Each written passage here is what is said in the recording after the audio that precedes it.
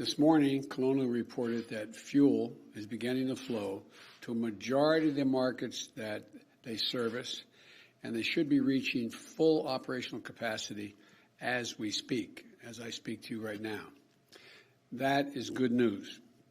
But I want to be clear, we'll not feel the effects at the pump immediately. This is not like flicking on a light switch. This pipeline is 5,500 miles long.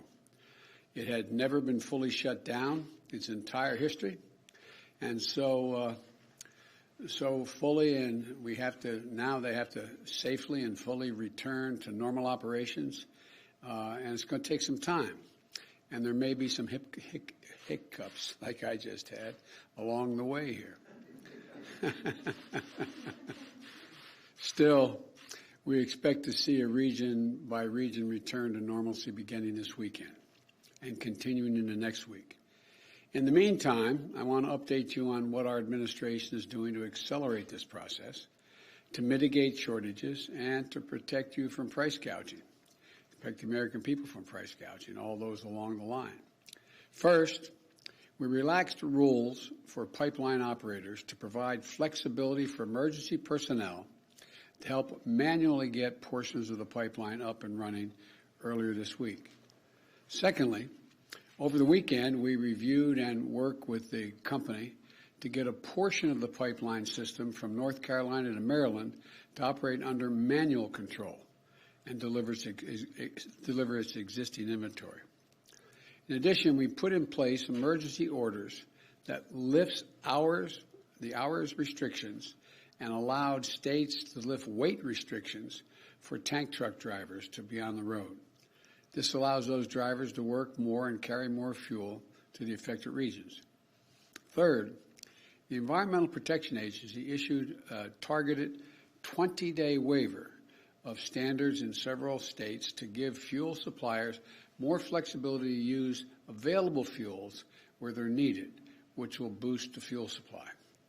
And those last two actions have made tens of millions of gallons of additional fuel available each day to be able to be distributed. Put another way, the extraordinary measures the administration has taken, we estimate, sent enough gas to stations to fill the tanks of over 5 million vehicles in the last few days. Fourthly, as part of an effort to use every possible means to accelerate fuel deliveries, last night I granted a waiver of the Jones Act to fuel suppliers. This allows non-U.S. flagged vessels to transport refined fuel products from the Gulf of Mexico to affected areas, and we'll grant additional waivers if necessary. These steps are temporary, but they will remain in place until full service is fully restored. This is a whole of government response to get more fuel more quickly to where it's needed and to limit the pain being felt by American customers. Now, here's what drives the driver in the states that are affected. Here's what you can do, the drivers. Don't panic, number one. I know seeing lines at the pumps or gas stations with no gas can be extremely stressful, but this is a temporary situation. Do not get more gas than you need in the next few days. As I said, we expect the situation to begin to improve by the weekend and into early next week, and gasoline supply is coming back online, and panic buying will only slow the process. And I also want to say something to the gas stations. Do not, I repeat, do not try to take advantage of consumers during this time. I'm going to work with governors in the affected states to put a stop to price gouging wherever it arises. And I'm asking our federal agencies to stand ready to provide assistance to state-level efforts to monitor and address any price gouging at the pump. Nobody should be using this situation for financial gain. That's what the hackers are trying to do. That's what they're about, not us. That's not who we are. And as for the people who carried out this attack, the FBI has released details on the attack so others can take steps to prevent from being victimized like Colonial has been. We do not believe, I emphasize, we do not believe the Russian government was involved in this attack. But we do have strong reason to believe that the criminals who did the attack are living in Russia. That's where it came from. We're from Russia. We have been in direct communications with Moscow about the imperative for responsible countries to take decisive action against these ransomware networks. And we're also going to pursue a measure to disrupt their ability to operate. And our Justice Department has launched a new task force dedicated to prosecuting ransomware hackers to the full extent of the law. And finally, let me say that this event is providing an urgent reminder of why we need to harden our infrastructure and make it more resilient against all threats, natural and man-made. My administration is continuing to safeguard our critical infrastructure, the majority of which is privately owned and managed, like Colonial Pipeline. Private entities are in charge of their own cybersecurity, and we know what they need. They need greater private sector investment in cybersecurity. And that's why we launched a new public-private initiative in April that is focusing on strengthening cybersecurity in the electric sector for natural gas, for pipelines, as well as water systems and other lifeline sectors. And last night, I signed an executive order to improve the nation's cybersecurity. It calls for federal agencies to work more closely with the private sector to share information, strengthen cybersecurity practices, and deploy technologies that increase reliance against cyber attacks. It outlines innovative ways the government will drive to deliver security and software, using federal buying power to jumpstart the market and improve the products that all Americans use. To assist in this urgent work of protecting our nation against cyber attacks, I'm calling on the United States Senate to move quickly to confirm Chris Inglis as our National Cyber Director and Jen Easterly to be the Director of Cybersecurity and Infrastructure Security Agency at the Department of Homeland Security. In America, we've seen critical infrastructure taken offline by floods, fires, storms, and criminal hackers. In Texas last month, we saw what happens when storms hit power systems that aren't fully modernized or ready for the threats of extreme weather with tragic results. Now we're seeing the effect of criminal hackers with gas lines throughout the the southeast. And we're in a competition with China and the rest of the world to win the 21st century economically. And we're not going to win it in competing with an infrastructure that is out of the 20th century. We need a modern infrastructure. My American Jobs Plan includes transformative investments in modernizing and securing our critical infrastructure. Later this afternoon, I'll be meeting with Republican senators to discuss ways we can move forward on modernizing the infrastructure we have today and building the infrastructure we need for tomorrow. I'm willing to negotiate, as I've indicated yesterday to the House members and to the leadership. But it's clearer than ever that doing nothing is not an option. Again, we expect things to return to normal over the next several days.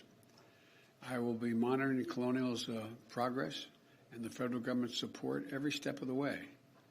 So stay strong. Help is on the way. We're going to get through this as we always do as Americans, and we're going to do it together. And it's going to be quick. God bless you all, and may God protect our troops. Mr. President, how did anyone retaliate? The hackers are believed to be living in Russia. At what point does the U.S. start to try to inflict pain on governments who allow this sort of thing to happen in their territory? We are working to try to get to the place where we have sort of an international standard that governments, knowing that criminal activities are happening from their territory, that we all move on those criminal enterprises, and I expect that's one of the topics I'll be talking about with President Putin. Are you confident that Putin was not involved? Are you confident that Putin was not involved? I am confident that I've read the report of the FBI accurately, and they say they were not. He was not. The government was not. Mr. President, Wednesday's executive order mentions the Colonial Pipeline directly, but the press release says it only encourages private sector companies to follow the federal government's lead, which encouragement is good, but in the face of profit, it's kind of sketchy. So what concrete steps is the administration taking to ensure that companies are prepared and held accountable for their cybersecurity issues? You've asked three different questions in that one thing, I think, as I understand it. The bottom line is that I cannot dictate that the private companies do certain things relative to cybersecurity. A lot of you are very seasoned reporters. You've been covering this debate up on the Capitol Hill before I became president, and unrelated to President Trump, just a debate internally among senators as to whether or not the government should be insisting, and it gets into privacy issues and a whole range of things. So that's going to be an ongoing negotiation. But I think it's becoming clear to everyone that we have to do more than being done now, and the federal government can be significant value added in having that happen. Yes? Will you consider doing any kind of retaliatory cyber attacks to shut down these criminals? Are you ruling that out? No.